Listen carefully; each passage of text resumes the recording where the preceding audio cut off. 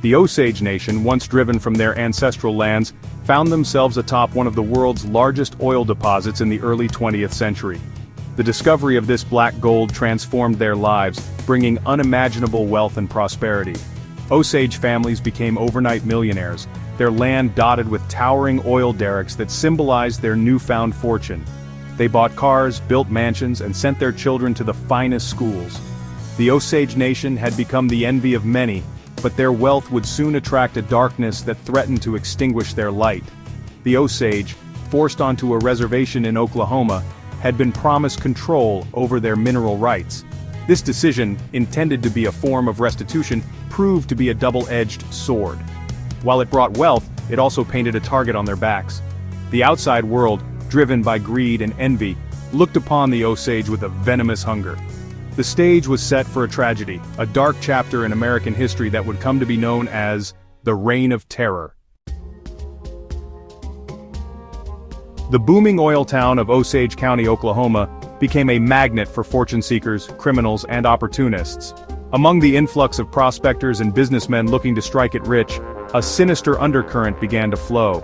Osage men and women started turning up dead, their deaths shrouded in mystery and met with indifference from local law enforcement.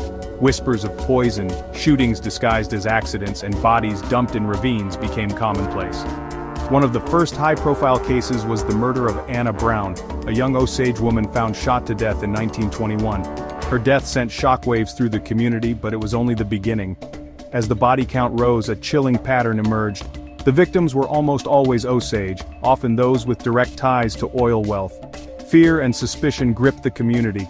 The Osage, once masters of their domain, now lived in the shadow of an unseen predator, their wealth a curse that attracted violence and death. In a cruel twist of irony, the very system designed to protect the Osage became a tool for their exploitation. The federal government, under the guise of safeguarding Osage interests, enacted a guardianship system that stripped wealthy Osage adults of their financial autonomy. White guardians were appointed to oversee their finances, controlling their every expenditure and access to their own money.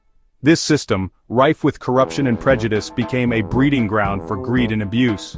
Guardians, often motivated by personal enrichment, siphoned off Osage wealth through fraudulent schemes, inflated fees, and outright theft. They preyed on the vulnerability of their wards, manipulating the system for their own gain. The guardians, entrusted with protecting the Osage, had become wolves in sheep's clothing, further tightening the noose around the necks of those they were meant to serve. At the heart of the Osage Reign of Terror was William Hale, a rancher and businessman who had gained power and influence within the Osage community. Hale, a charismatic figure with a dark side, saw the Osage fortune as his own personal gold mine. He orchestrated a sinister plot, weaving a web of deceit and violence that ensnared the Osage in a deadly game of cat and mouse. Hale's machinations often targeted those closest to him. His nephew, Ernest Burkhart, married Mollie, an Osage woman whose family had grown wealthy from oil. One by one, Mollie's family members began to die under suspicious circumstances.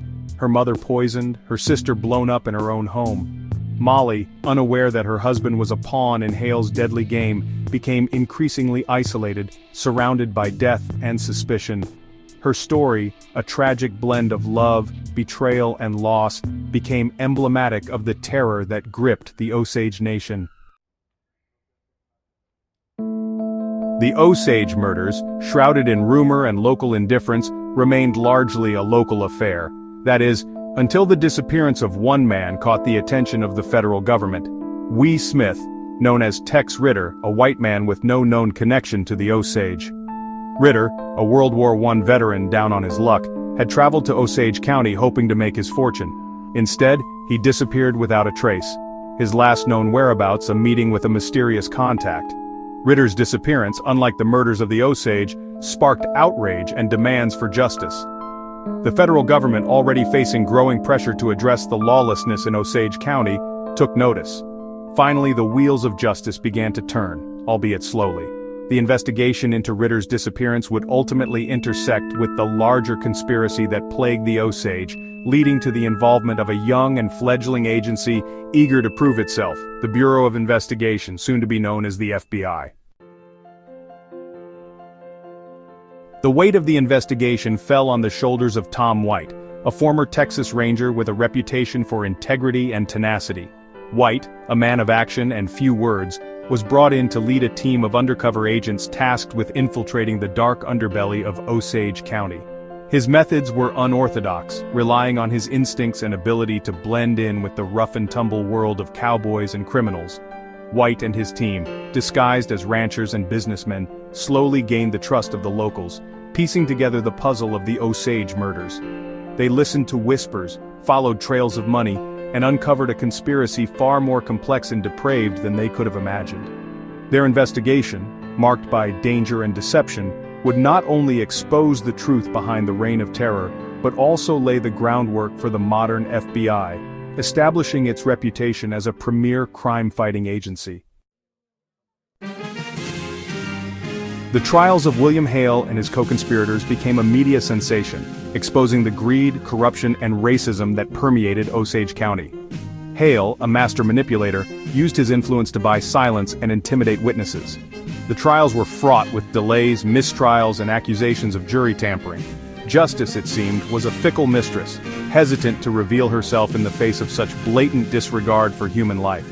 Despite the challenges, Tom White and his team persevered. They presented a compelling case, relying on meticulous detective work, undercover testimonies, and the courage of those willing to speak out against Hale's reign of terror.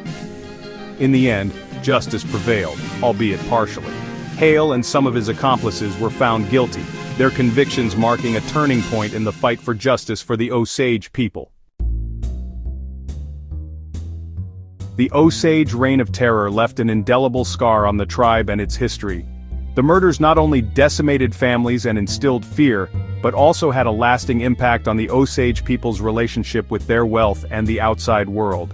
For decades, the story of the murders was silenced, relegated to hushed whispers and painful memories.